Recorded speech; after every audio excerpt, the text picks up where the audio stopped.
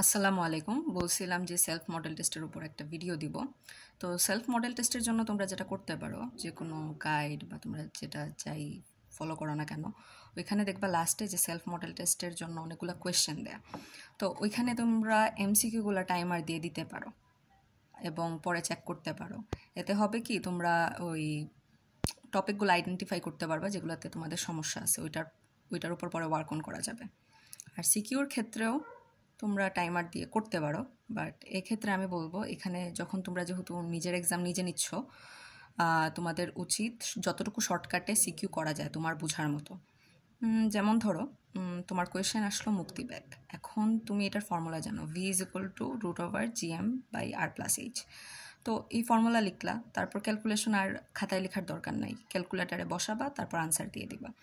এখন self model test যদি তোমরা দাও, তাহলে আসলে কি বলবো, তোমাদের মাথা খুলবে আর কি। পরীক্ষায় একটু ঘোরায় দিলেও তোমরা আনসার করতে পারবা। এই জন্য আমার মনে হয় সেলফ মডেল টেস্ট দেওয়া উচিত এবং এইভাবে দেওয়া উচিত।